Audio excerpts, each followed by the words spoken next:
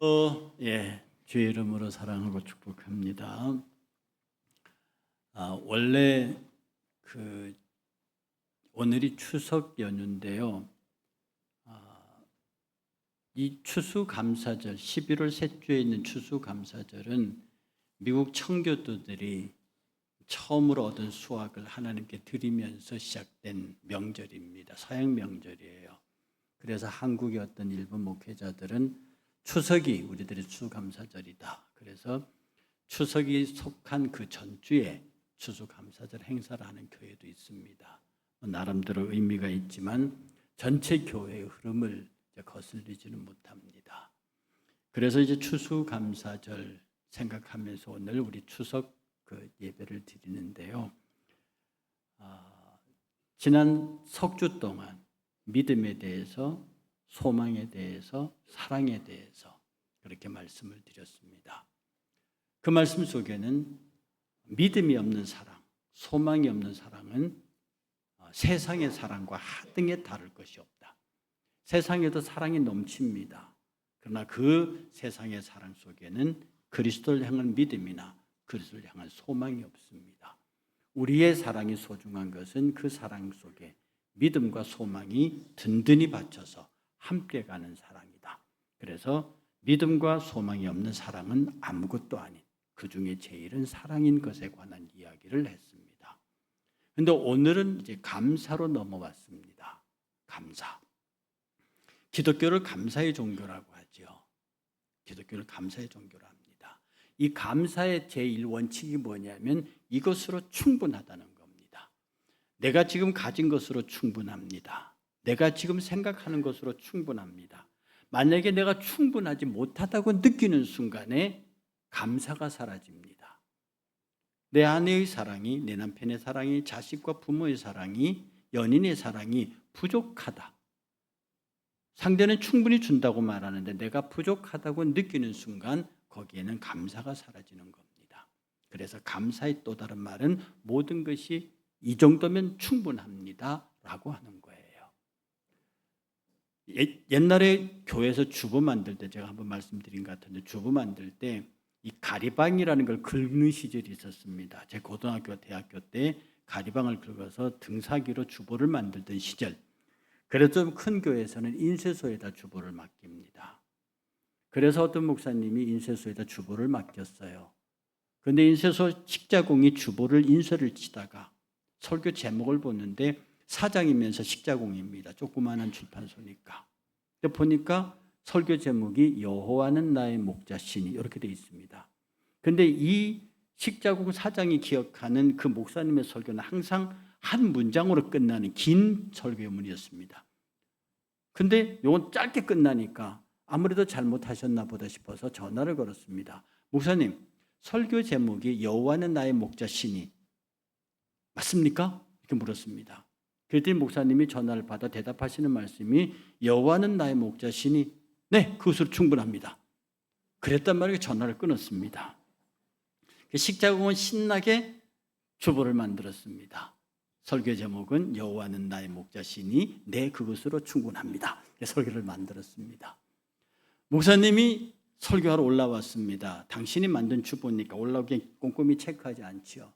그래서 올라와서 설교 본문 읽고 설교하려고 주보 본문을 보는데 설교 제목이 당신은 여호와는 나의 목자시니 이걸 주었는데 설교 제목은 여호와는 나의 목자시니 네, 그것으로 충분합니다. 목사님이요, 그걸 성도들이 다 듣는 데서 한번 읽었습니다. 여호와는 나의 목자시니 네, 그것으로 충분합니다. 갑자기 목사님 마음이 뭉클해집니다. 한 번 더 읽습니다. 여호와는 나의 목자시니 네, 그것으로 충분합니다. 한 번 더 읽습니다. 여호와는 나의 목자시니 네, 그것으로 충분합니다. 하고 눈물을 주르르 흘리셨어요. 네, 그것으로 충분합니다. 그리고 끝에 붙인 말이 감사합니다. 우리가 신앙생활 하면서요, 하나님 한 분뿐이면 된다며요. 하나님이 나의 모든 것이라면서요. 그런데 가만히 현미경 들고 보면 하나님 한 분 갖고는 모자라는 것 같아요. 여호와는 나의 목자시니 내게 부족함이 없으리로다. 이게 다윗의 고백이거든요. 여호와 하나님이 여러분의 목자가 되셨습니다. 부족하십니까? 부족하십니까? 이 감사는 말입니다, 믿음의 또 다른 표현이에요. 소망의 또 다른 표현입니다. 사랑의 또 다른 표현입니다. 그래서 믿음과 소망과 사랑을 하나로 아우르면요, 감사라고 하는 겁니다. 그래서 우리의 신앙은 감사의 나무를 키우는데요, 감사의 나무의 그림을 한번 볼까요? 딱 보게 되면 제가 저거 그리느라고 신경 좀 썼습니다. 감사의 뿌리는 믿음이에요. 감사라는 나무의 뿌리는 믿음입니다.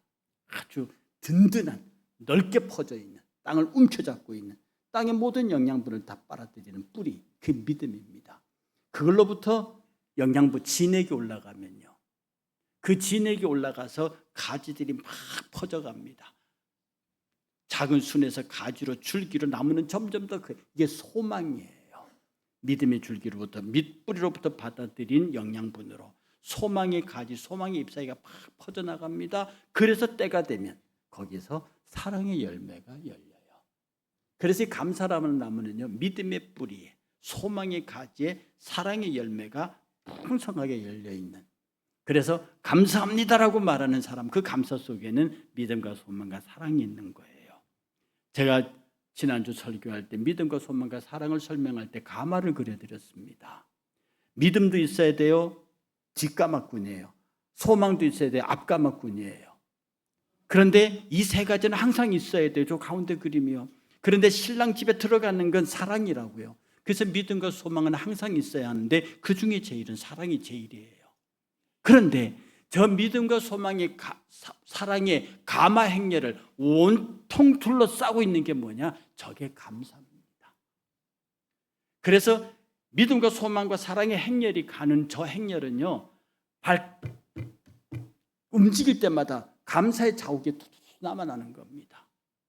여러분의 마음속에, 여러분의 생각 속에 뭔가 부족하다고 느끼고요, 뭔가 모자라도 느끼면 나는 게 짜증입니다.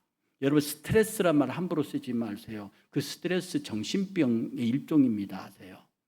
화가 나기도 하고요, 짜증 난다는 표현이 제일 아름답습니다. 짜증도 스트레스지만 스트레스는 의학적으로 정신질환입니다.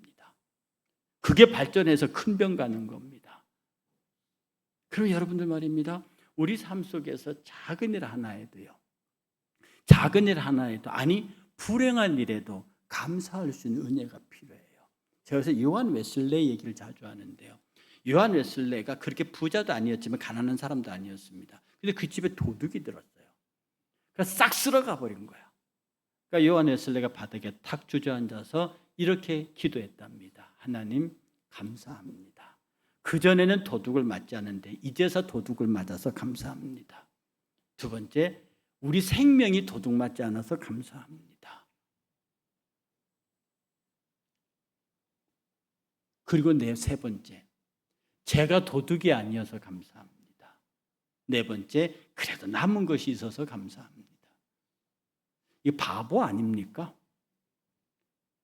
어떤 분은요, 도둑을 크게 맞았습니다. 하나님 앞에 기도하기를, 하나님 감사합니다.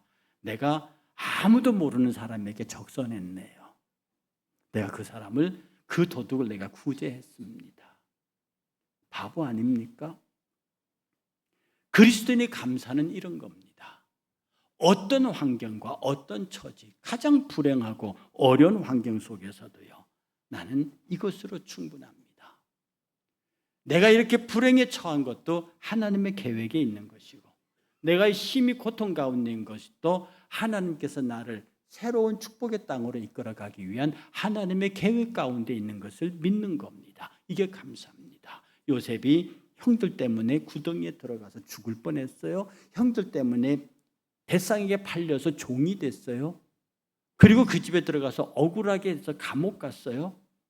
그런데 그 길이 뭡니까? 그가 요셉이 총리로 가는 길이었습니다. 그런 일을 거치지 않았으면 그 11번째 아들이, 야곱의 11번째 아들이 총리가 될 수가 없는 거죠. 그러니 우리가 슬픈 일이 슬픈 일이 아니고 고통스러운 일이 고통이 아닌 겁니다. 매사에 내게 허락하신, 내게 주어진 모든 일들에 대해서 감사. 이 감사가 내 마음속에 충만할 때 사단이 비집고 들어올 틈이 없습니다. 내 마음속에서 감사가 사라지면요, 화가 나고요, 분노가 생기고 억울함이 생기고 답답함이 생깁니다. 그 틈새로 사탄 자신의 생각을 집어넣습니다. 그러면 나는 그 순간부터 악의 도구가 되는 거예요. 그러면 여러분이 입에서 감사합니다 말을 끊이지 말아야 합니다. 사랑해서 감사합니다. 소망에서 감사합니다. 믿음에서 감사합니다. 그러므로 내게 주어진 모든 환경들이 다 감사합니다. 감사의 언어로 충만한 여러분 되시길 주 이름으로 축복합니다.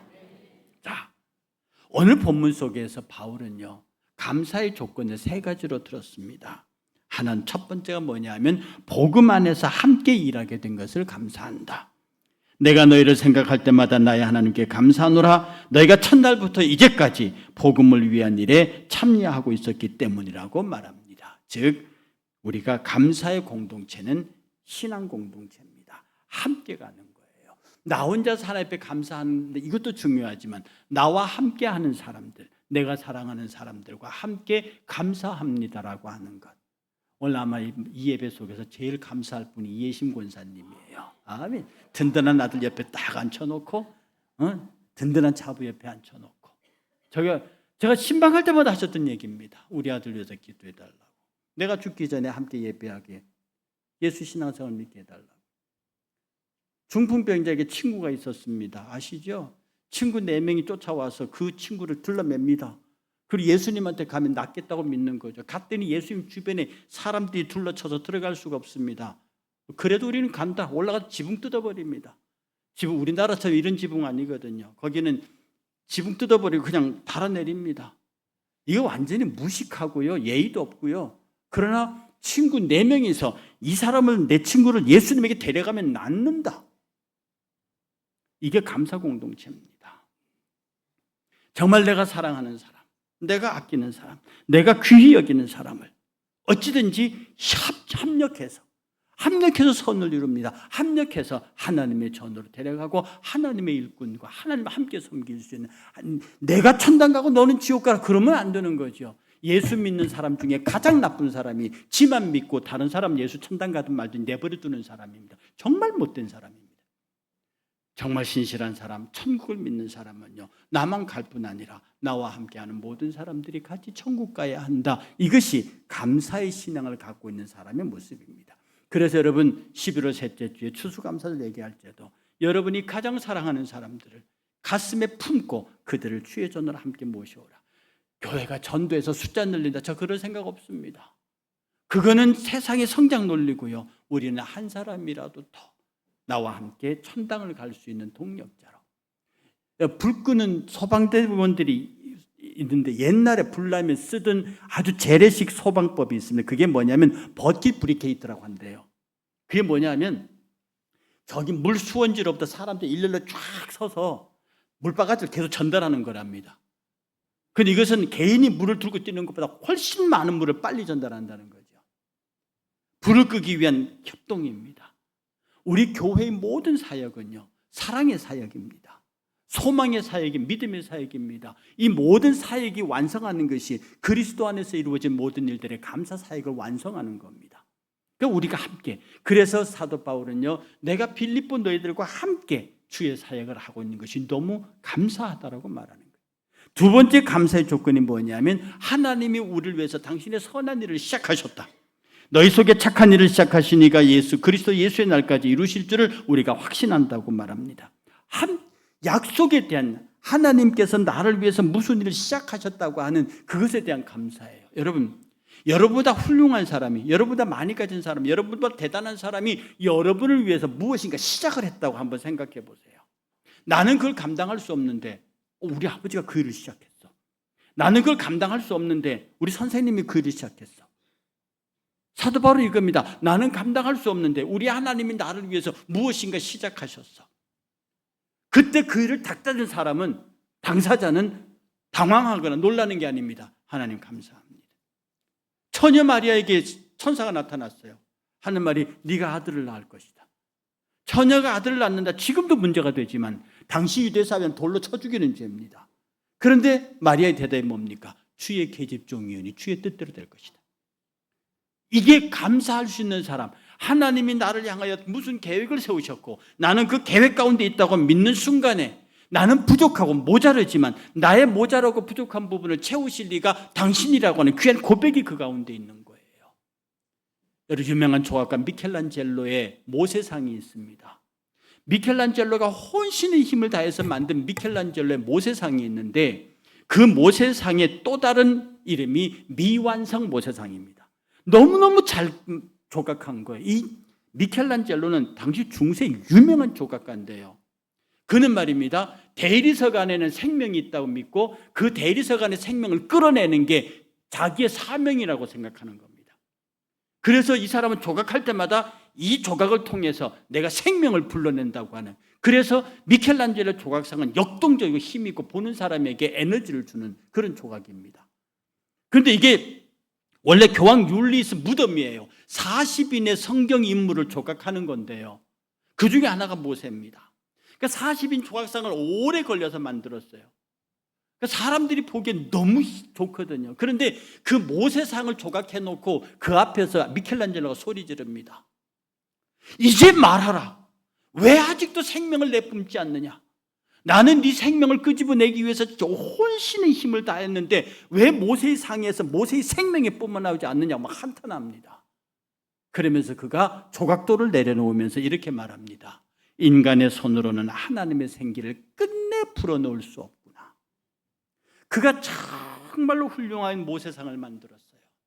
그런데 그가 원하는 모세상의 에너지, 모세상의 생명력이 조각품에서 느껴지지가 않는 거예요. 그걸 말하면서 다른 기록에는 그가 망치 조각도로 자기 무릎을 치면서 왜 아직도 생명을 내뿜지 않느냐? 내가 할 건 다 했는데, 그런 말입니다. 그런데 지금까지요, 그 모세의 조각상을 보는 사람들은 놀라운 힘과 에너지를 얻는답니다. 그 모세상을 바라보고 있으면 감동이 있답니다. 하나님께서 이 조각가 미켈란젤로 이후에 오고 오는 사람들이 그 상을 보면서 미켈란젤로가 그토록 소망했던 모세의 힘, 그 조각상에서 나타나야 하는 에너지를 느끼게 만드셨다는 거죠. 여러분, 우리가 할 수 있는 최선까지는 우리의 일이고 그 다음을 채우시는 하나님의 일입니다. 여러분, 우리의 최선이 하나님의 출발점입니다. 우리가 최선을 다해 놓지 않고 무조건 하나님 앞에 기대는 것, 그건 신앙인이 아닙니다. 거기에는 감사가 없습니다. 감사가 있는 사람이 하나님, 내가 여기까지 다 했어요. 정말 최선을 다했어요. 그 다음부터 하나님이 시작하십니다. 나의 최선이 하나님의 출발점, 나의 최선 그 지점이 내 감사의 시작입니다. 나의 부족과 나의 허물과 나의 모자람을 채우신 하나님, 그러므로 성도들의 입에서는요, 이 모든 일을 주께서 하신다, 이 모든 일을 주와 함께 하신다 라고 하는 언어의 다른 말이 감사합니다. 내가 쓰러져도 감사하고 실패해도 감사하고 망해도 흥해도 감사합니다. 나는 그것에 상관없이 주께서 내 인생을 이끌고 가시는 그 하나님 앞에 나는 감사합니다 라고 하는 신앙이 바로 우리 기독교 신앙이 갖고 있는 두 번째 감사의 조건입니다. 세 번째, 사도 바울은요, 그리스도인이 서로 사랑으로 함께 품는 것에 관해서 품어주고 돌봐주고 사랑해주는 것, 내가 예수 그리스도의 심장으로 너희 무리를 얼마나 사랑하는지 하나님이 내 증인이다. 바울은 빌립보 성도들 향해서, 자기는 로마 감옥에 있었지만 그들을 지극히 사랑하는 이야기를 들려줍니다. 여러분, 남들을 사랑하지 못함에서 감사가 사라집니다.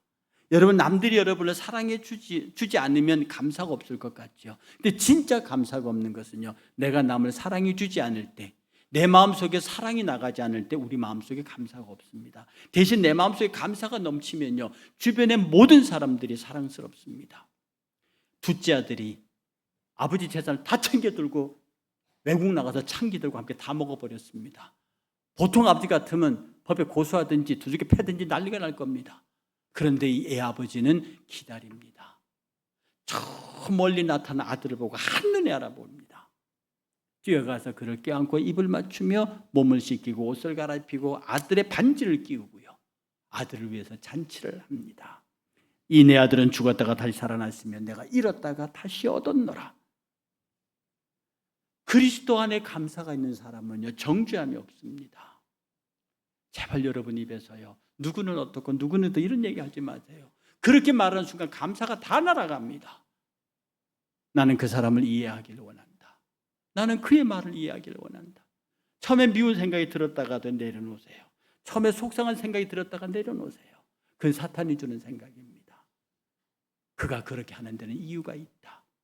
그리고 이것을 하나님께서 합력하셔서 당신의 뜻을 이루려고 하신다. 돌아온 탕자를 조건 없이 껴안았던 아버지의 마음이요, 원수와 적일지라도 껴안을 수 있는 마음이요. 미국 남북전쟁 때 링컨의 일은 너무나 미담이 많아서 다 소개할 수 없을 정도입니다. 그 중에 한 사람, 스탠턴이라는 사람, 에드윈 스탠턴 사람, 링컨의 정적이었습니다. 군사 전문가였는데요. 하들 링컨을 향해서 촌스러운 시골 변호사, 정치인, 어릿광대, 그 다음에 막 워싱턴의 바비 원숭이 막 이런 식으로 놀렸습니다. 그러니까 인격적으로 받은 모욕과 그게 엄청난 사람이에요. 근데 남북 노예 전쟁이 터졌습니다. 자기의 절대적인 육군 장관이 필요합니다. 많은 사람들이 누굴 육군 장관으로 세울까 고민하고 있는 참모들 앞에서 링컨이 말합니다. 스탠턴을 세워라. 그 참모들이 눈이 뭐라고요? 그만큼 당신을 모욕하고 당신에게 어렵게 한 사람이 그 사람인데 왜 그를 세웁니까? 그때 링컨이 말했습니다. 그 육군 장관 자리는 나를 위한 자리가 아니다. 내 조국 미국을 위한 자리요, 하나님의 일을 위한 자리다. 그 자리에 그만큼 적합한 사람은 없다. 그리고 말하기를 그리스도의 사랑은 원수를 친구로 바꾸는 가장 강한 능력이 있다. 그를 세워라. 이 스턴튼이요, 자기의 정적 중에 정적이, 링컨이 자기를 육군 장관에 앉히니까 어안이 벙벙했겠죠. 그런데 링컨과 함께 교제하면서 그의 인격과 신앙과 성품에 감화받아서 나중에 링컨이 흉탄에 죽었을 때 그 앞에서 오열하면서 이렇게 통곡했답니다. 이제 그는 세상에서 가장 위대한 사람으로 남게 될 것이다. 여러분, 나를 욕하고 나를 힘들게 하는 사람을 정죄하고 판단해서 두고 보자, 이렇게 하면 내 속에서 감사는 다 사라집니다. 그래, 그럴지라도 주의 나라를 위해서, 주의 교회를 위해서, 하나님의 영광을 위해서 다 받아주고, 어떻게 하면 그를 귀하게 쓸까? 어떻게 하면 그가 귀하게 그와 함께 일할까? 어떻게 하면 그를 껴안을 수 있을까? 그의 허물, 돌아온 탕자 따지지 아니하고 껴안을 주신 아비의 심정으로 모두를 껴안을 수 있다. 얼마나 아름다운 일입니까? 이런 사람에게서 진정한 감사가 나간다는 겁니다. 여러분, 감사는 말이 아닙니다. 감사는 표현이 아닙니다. 감사는 마음속에서 일어나는 모든 것들이 그대로 내 삶 속에서 타인에게 전달되는 과정이라고 하는 겁니다. 그러니 어떤 경우에도요, 여러분이 가지고 있는 개인적인 면에서 가지고 있는 약점에 대해서도, 지금까지는 옆 사람들에 관한 얘기인데요, 지금은 내 자신에 대한 감사도 멈추시면 안 됩니다. 못생겼다고 탓하면 안 됩니다. 머리 나쁘다고 탓하면 안 됩니다. 어떤 핸디캡을 가졌다고 탓하면 안 됩니다. 그 핸디캡을 내 스스로 문제 삼는 순간에 그 핸디캡은 나를 미워하게 되고, 나를 저주하게 되고, 나를 넘어지게 만드는 뿌리가 되는 겁니다. 여러분, 토스칸디니 아시죠? 유명한 지휘자입니다. 지휘자의 세계에서 그 사람의 이름을 모르는 사람이 거의 없습니다. 토스카니니. 근데 원래 이 사람은 첼로 연주가인데요, 눈이 지극히 근시라서 앞에 걸 못 봐요. 그래, 이 사람이 첼로 연주자인데 할 수 있는 방법은 뭡니까? 악보를 외우는 수밖에 없습니다. 통째로 그 오케스트라 전곡을 외워야만 첼로 연주를 할 수 있는 사람이에요. 이 사람은 할 수 없이 악보를 다 외웠습니다. 공연 당일인데 지휘자가 병원 가버렸습니다. 입원해버렸어요. 이걸 지휘를 해야 되는데 지휘할 사람이 아무도 없지 않습니까? 그 곡 전체를 외우고 분석하고 있는 사람이 그 오케스트라에서 토스카니니 한 사람밖에 없었습니다. 그래서 단원들이 의결해서 토스카니니를 지휘자로 세웠습니다. 이것이 첼로 연주자 토스카니니가 세계적인 오케스트라 지휘자가 되는 첫 공연이었습니다. 그냥 훌륭하게 지휘해냈고요. 그로부터 첼로 연주자에서 지휘자로 변신합니다. 그의 지독한 근시, 이것이 그를 세계적인 거장으로 세우는 동기가 됐다는 거죠. 하나님께서는 우리의 약점을 언제 어떻게 사용하실지 모릅니다. 그러니 여러분의 약점조차도 사랑하십시오. 약점조차도 감사하십시오. 그리고 내 주변에 있는 모든 사람들, 그들의 형편과 처지를 따지지 말고요, 함께 끌어안아주고 이해해주고 사랑한다고 말하십시오. 그 사랑이, 그 소망이, 그 믿음이 감사로 어우러질 때 세상이 감당하지 못합니다. 이런 위대한, 이런 능력 있는 신앙, 바로 이것이 우리가 찾는 신앙입니다. 이 추수감사절, 다가오는 추수감사절을 기다리면서 여러분은 누구를 향해서 이 감사의 언어를 표하겠습니까? 그들의 이름을 지금 떠올리십시오. 그리고 정말로 오늘 추석 명절 앞에서 사랑하는 사람들과 함께 모일 때 여러분의 감사의 언어가 네가 있어줘서 감사하다. 제가 어버이날 때 우리 어머니들에게 그렇게 말씀드렸죠. 자식들에게 가서 어버이날이지만 어머니가 가서 자식들에게 감사해라. 왜? 네가 내 대신 먼저 가지 않아서 정말 고맙다. 최고의 효도입니다. 제 어머니와 제 할머니는 자식을 자기보다 다 앞서 보내신 분들입니다. 자식을 앞서 보낸 분들의 피눈물을 제가 안다고요. 부려면 어떻습니까? 못된 놈이면 어떻습니까? 나보다 먼저 가지 않는 그 자체만으로 그는 최고의 효도를 하고 있습니다. 그래서 아무리 못된 자식이라도 껴안고 네가 살아있음이 감사하다. 사랑하는 성도 여러분, 이렇게 보면 우리가 감사하지 못할 게 없습니다. 이렇게 보면 우리가 하나님 앞에 낮아지지 아니할 이유가 없습니다. 이 귀한 명절 앞에 여러분 더 낮아지시고요. 더 많이 감사하셔서 여러분 주변에는 모든 사람들이 여러분의 감사의 물결에 쌓여서 모두가 행복하게 지내는 복된 연휴가 되시기를 주의 이름으로 축복합니다. 다 같이 자리에서 일어나셔서 찬송가 301장 지금까지 지내온 것 주의 크신 은혜라 이 찬송으로